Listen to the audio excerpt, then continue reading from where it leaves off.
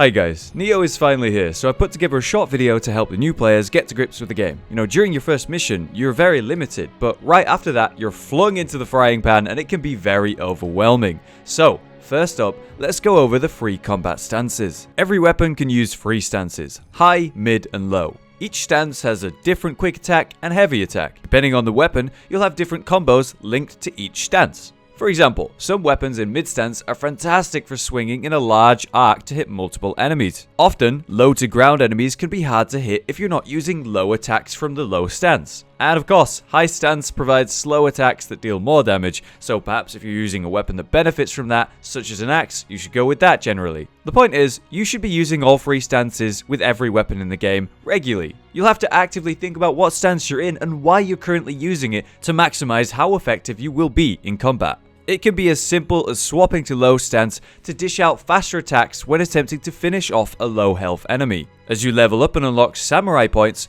you'll be able to upgrade your skills with a specific weapon. Let's say you're using dual katanas. The God of Wind trait allows you to perform a kick at the end of your mid-stance combo, which is pretty good because it murders the enemy's stamina. The next trait, God of Wind 2, will extend that combo to do a double slash at the end of it. So eventually, as you unlock more and more traits in this combo, you'll have this long and powerful combo chain that can only be used in a specific stance with this specific weapon. Every weapon has something like this. In Dual Katana's example, we get some interesting perks for using high and mid stance attacks specifically, but not really that many in the way of low stance attacks. So, since you're using 2 weapons, consider using a backup weapon that's good in low stance, since Dual Katana's isn't as good in that example. Finally, each stance gets its own dodge ability. High stance is a slow roll, mid stance is a solid but short dash, and lastly, low stance gets an awesome long range dash. Meaning if you're planning to dodge soon, popping into a mid or low stance beforehand could save your skin because it's going to make it a lot easier to dodge the incoming blow.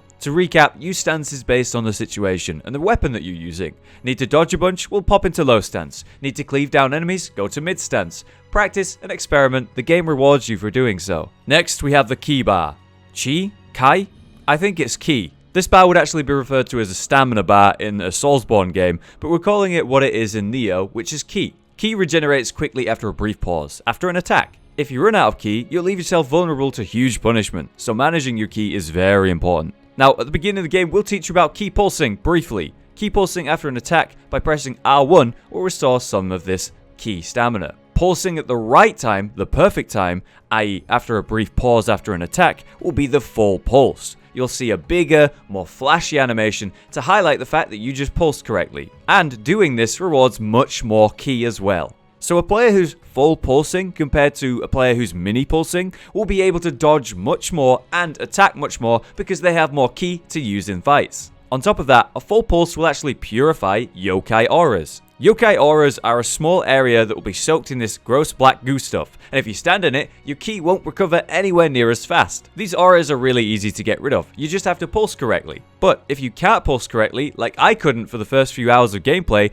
they're gonna destroy you. Like I said, get caught with no ki left and you'll be unable to dodge and you'll find yourself dead shortly after. The game really shows this in the second boss fight. You have a small amount of space to use and many yokai auras are going to be dropped during the fight, so you've got to pulse them away. Here's a quick tip. You can actually use the item Salt to get rid of yokai auras if you're unable to pulse correctly, but it's a limited resource. To perfect ki pulsing, just look at the ki bar.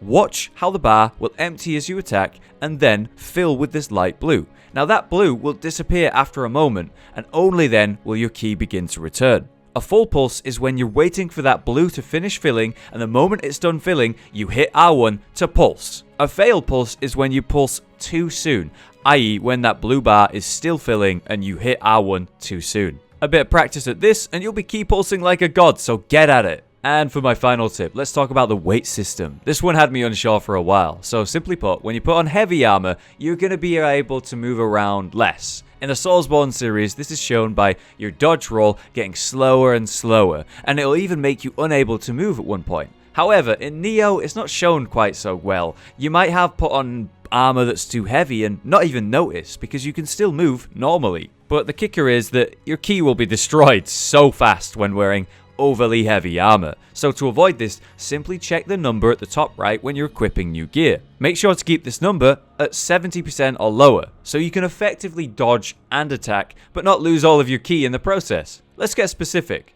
0 to 30% weight will give you the best dash in the game. It's the fastest and it'll send you the furthest as well. It's known as the fast roll, right? Over 30% to 70% is your standard dodge, which is what everyone or the majority of people will be using because you're able to put on fairly respectable armor for that resistance to damage, but also you'll have that mid roll, which is a solid dodge. As soon as you start going over 70%, your dodge is going to get slow, and that's what the fat roll is. But when you go over 100%, like I've done, oh my god, your ki is going to be decimated. You're going to make one attack and all of your stamina is going to be gone. This actually got me just yesterday when I was unable to fight an enemy because I was wearing too heavy armor. And after noticing, everything was fine. I was like, oh right, that's the weight system, that's how it works. But I could easily see someone getting as far or further and not knowing how this system works and being destroyed by it. So, there you go. There you have it, my main tips for new Nioh players. If you found this useful, please leave a like on the video. Make sure you check out my Twitch channel where you can find me playing tons of Nioh and having a blast, so do come join us. The link is in the description. Thank you for watching, and I'll see you guys next time.